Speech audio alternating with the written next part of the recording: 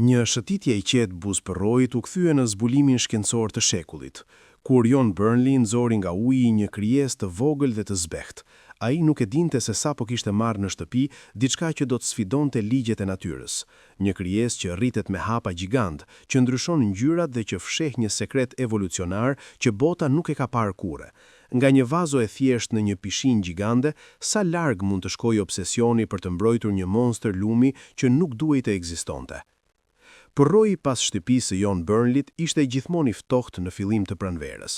Nuk ishte kurrë aq i thellë sa për të notuar, por mjaftueshëm për të ecur pranë tij dhe për të shijuar bukurinë e tij. Jonit i pëlqente t'i fillonte ditët atje, larg zhurmës dhe shqetësimeve të jetës, por në këtë mëngjes, shëtitja e tij e qetë u shndrua shpejt në diçka të çuditshme. Para se të fillojmë, shtypni butonin like dhe sigurohuni të bëni subscribe nëse nuk e keni bërë ende, dhe shtypni atë zilen e njoftimeve në mënyrë që të mos humbisni asnjë histori të re. Në atë të shtunë të veçantë, Jon u end pak më tutje kundër rrymës, me sytë që skanonin për gur të lëmuar dhe copa druri interesante. Por pastaj, ai pa një krijesë të vogël të kapur pas një guri në cektin, një gung të huaj dhe të zbeht, ndryshe nga çdo gjë që kishte parë ndonjëherë. Në fillim, Jon mendoi se ishin thjesht mbeturina lumi, ndoshta një pjesë bime ose një copë plastike e ngatëruar në shkëmbinj. Por ndërsa u përkul më afër, ai pa se ajo kishte formë, simetri dhe ngjyrë, një shpërthim yjor prej vjollce të butë dhe të gjelbër, me gjymtyr të vogla që dridheshin në rrymën e ngadalt. Ishte i gjallë. Kurioziteti e mundi Jonin. Ai hezitoi, pastaj e futi dorën butësisht nën krijesë, i kujdesshëm për të mos e lënduar. Krijesa nuk rezistoi, ajo u kap pas tij, duke rrahur lehtë, sikur po testonte ngrohtësinë e pëllëmbës së tij. Jon e studioi për një moment, i pasigur se çfarë po shihte. Nuk ishte bretkos, as në një lloj peshku apo insekti që ai njihte, duke i pothuajse si një krijesë deti tropikale, por kjo ishte ujë i ëmbël, kilometra larg kripës më të afërt. Jon ndjeu një drithërim në trupin e tij. A kishte gjetur sapo diçka unike? Ai vendosi ta sillte në shtëpi, menduar se mund ta shihte më mirë në dritë të mirë. Mbushi një enë plastike me ujë lumi dhe e vendosi kafshën butësisht brenda. Tek tavolina e kuzhinës së Jonit, e vendosi enën në një llampë, ai e vëzhgoi për gati një orë, i magjepsur. Krijesa lëvizte me modele të ngadalta dhe qëllimshme, duke shtrupur gjymtyrët e saj pas sipërfaqes. Ndonjëherë ajo mblidhej, pothuajse duke u tkurrur, dhe pastaj shtrihej përsëri, trupi i saj i vogël shkëlqente me ndryshime delikate ngjyrash. Duke mos dashur ta linte jashtë në ambient të hapur, Jon nxori akuariumin e tij të vjetër nga bodrumi, e pastroi dhe e mbushi me ujë nga përroji. Vuri disa gur dhe bim, duke i rikrijuar botën natyrore të krijesës sa mirë sa mundte. Me kujdes, ai e prezantoi mysafirin e tij të ri. Krijesa dukej se po lulëzonte në shtëpinë e saj të re, duke u shtrirë në përshkëmbinj dhe lëkundur gjymtyrët në rrymën e ngadalt nga filtri i akuariumit. Jon ndetej për orë të tëra, me bllok shënimesh në dorë, duke skicuar lëvizjet e saj dhe duke shkruar vëzhgime. Ndihej si një shkencëtar, mbase edhe si një eksplorator, duke dokumentuar një jetë të panjohur.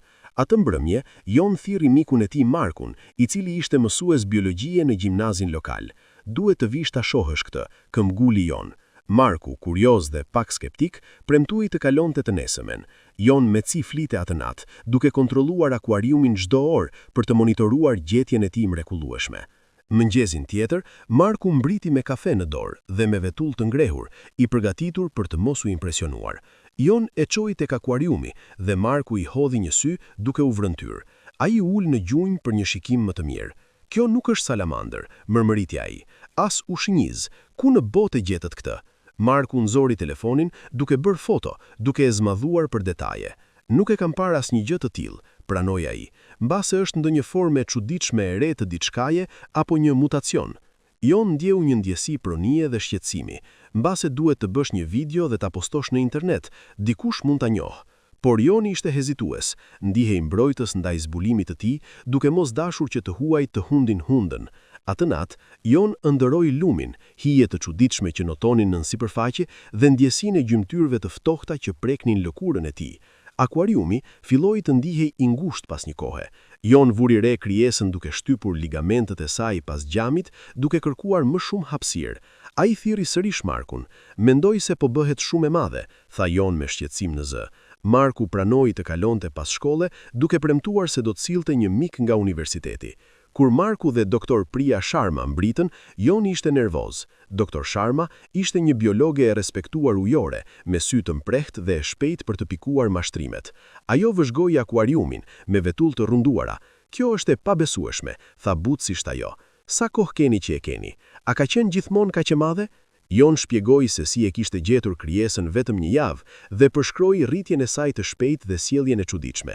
Doktor Sharma dëgjoi me vëmendje, mbajti shënime dhe bënte fotografi. Shpejtësia e rritjes së saj qartësisht e shqetësonte atë. Ajo kërkoi leje për të marrë një mostër ujë, duke mbushur me kujdes e pruvat sterile, ndërsa vazhdonte të vëzhgonte kafshën. Mëngjesi vijonte, konfirmoi frikrat e saj. Jon u zgjua dhe e fati kafshën të ngjeshur ndaj jenës së saj të vogël, me gjymtyre të shtypura pas xhamit. I alarmuar, ai kërkoi në garazh për diçka më të madhe dhe në fund mbushi një kosh magazine plastike me ujë para se ta zhvendoste butësisht krijesën. Kur i tregoi Markut se çfarë kishte ndodhur, miku i tij e nxiti ta linte në natyrë para se gjërat të përkeqësoheshin. Jon hezitoi. Një ndjesi e çuditshme përgjegjësie ishte formuar tashmë dhe mendimi i ta braktisi atë ndihej i gabuar. Në vend të kësaj, ai e siguroi koshin me një kapak të improvizuar dhe e vendosi pranë një dritareje që krijesa të thithte dritën e diellit. Ditët kaluan dhe kafsha kontinua të rritej. Mbrëmjet kalonin duke kërkuar për specie të rralla ujore dhe duke skicuar formën e saj që ndryshonte, por asnjë ekspert nuk mund ta identifikonte. Në fund, Jon vendosi që kafsha kishte nevojë për një emër. Duke ulur pranë koshit, ai e quajti butësisht Marvin. Brenda javësh, Marvin e kaloi edhe për masën e koshit. Jon bleu një pishinë të dytë të fëmijëve dhe e instaloi në garazh duke e mbushur me ujë të freskët dhe gur. Doktor Sharma vazhdoi kërkimin e saj dhe raportoi se nuk kishte gjetur asnjë të dhënë për asnjë gjë si Marvin. Pishina e vogël nuk mjaftonte më. Marvin i shtynte aq fort pasanëve sa plastika për kulej dhe uji derdhej mbi dyshemen e betonit. Joni u përpoq të përforconte pishinën me kompensatë dhe shirit ngjitës, por barierat me zimbanin. Duke kuptuar se garazhi nuk mund ta mbante më Marvinin, ai filloi të konsideronte pishinën e papërdorur në oborin e shtëpisë si të vetmen zgjidhje të mundshme. Pastaj, një mëngjes të trazuar, tensioni përfundimisht shpërtheu. Një goditje e rëndë bëri jehon nga gardhi e oborit të shtëpisë, ndjekur nga gërvishtja e metalit. I alarmuar, Joni nxitua jashtë. Kur hapi derën e pasme, ai ngriu. Dy figura të njohura ishin ngjitur në kopsht. "Jon, duhet të shihnim", tha Marku qetësisht. Pranë tij, doktor Sharma qëndronte e ngrirë, me sytë e fiksuar në pishinën masive dhe krijesën që lëvizte brenda saj. Jon ishte i tërbuar në fillim, duke tundur krahët në ajër. "Nuk duhet të jeni këtu. Ju thash të më lini rehat." Por Marku refuzoi të tërhiqej. "Nuk po ikim, Jon, ti ke nevojë për ndihmë, dhe ajo kafsh?" ai ndaloi, duke parë drejt pishinës ku Marvin i lëvizte nën sipërfaqe. Ishte atëherë që doktor Sharma e pa krijesën qartë për herë të parë. Shpreja e saj ngriu në shok, ndërsa studionte trupin masiv dhe tentakulat vibruese që lëviznin nëpër ujë. Marku vështronte gjithashtu, mosbesimi i tij ngadalë u la vendin mahnitjes dhe shqetësimit. "O Zoti im", përshpëriti Marku, "është gjigant Jon, çfarë ke bërë?" Jon ndjeu se tensioni u largua nga ai menjëherë. Ai u mbështet pas gardhit, me lot që i formoheshin, nga raskapitja, më shumë se sa nga turpi. Ai pranoi se ishte përpjekur të kujdesej për Marvinin, por nuk mund të mbante hapin me rritjen e pamëshirshme të krijesës. Doktor Sharma foli sërish, me sytë ende të fiksuar të krijesa. Ajo shpjegoi se kishte kaluar javë duke studiuar misterin dhe duke u konsultuar me kolegët. Marvin i ngjante më shumë me oktapodet gjigant të paqësorit, të gjinisë Enteroctopus, kafshë të njohura me inteligjencë dhe adaptueshmëri. Por kishte një dallim kritik. Ata oktapod jetonin vetëm në oqeane me ujë të kripur. Marvini megjithatë ishte përshtatur diku për të mbijetuar në ujë të ëmbël. Veshët e tij dukej se ishin të aftë të nxirrnin oksigjen nga uji i lumit dhe lëkura e tij sekretonte një barierë mbrojtëse ndryshe nga çdo gjë e vëzhguar tek të afërmit detar.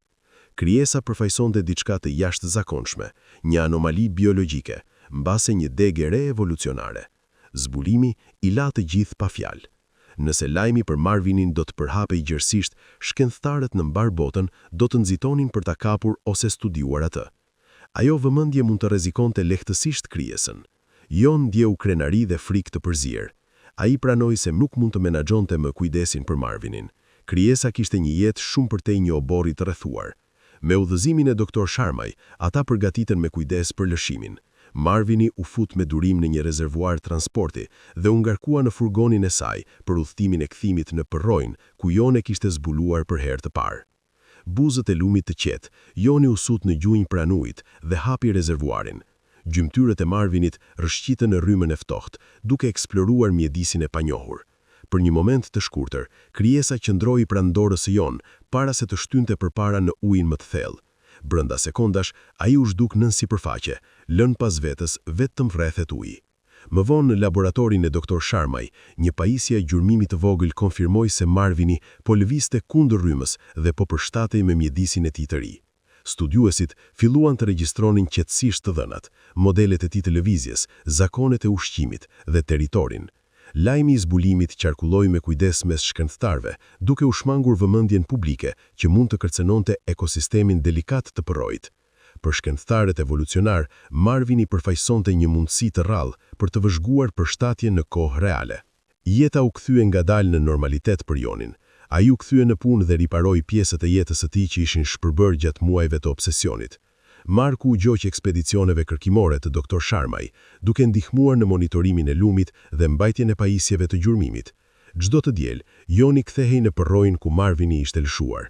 Ndonjëherë ai mendonte se shihte shkërcime të vjollcës apo të grenët nën sipërfaqe. Kujtues të delikat se krijesa e jashtëzakonshme ishte ende diku aty rreth. Në përvetorin e lëshimit, Jon, Marku dhe doktor Sharma u kthyen së bashku në lum. Ata qëndruan të qetë buzët e ujit, duke reflektuar mbi gjithçka që kishte ndodhur. Pikërisht kur po përgatiteshin të largoheshin, një shkëlqim i papritur u shfaq pranë bregut, një blask ngjyre nën sipërfaqe. Për një moment të shkurtër, Marvini doli në sipërfaqe, sytë e tij u takuan me ata të Jon, para se të rrëshqiste sërish në ujë dhe të zhdukej. Jon vështroi rrethet e ujit që zbeheshin, duke buzëqeshur mes lotëve nga raskapitja, më shumë se sa nga turpi. Ai pranoi se ishte përpjekur të kujdesej për Marvinin, por nuk mund të mbante hapin me rritjen e pamëshirshme të krijesës. Marvini e kishte ndryshuar atë përgjithmonë, duke i mësuar se të kujdesesh për diçka, ndonjëherë do të thotë të mësosh ta lësh atë të ike. Duke qëndruar aty, Jon kuptoi se Marvini nuk ishte përkasur kurrë atij. Krijesa kishte qenë një kujtesë se bota e egër nuk është diçka për t'u zotruar, por diçka për t'u respektuar dhe mbrojtur.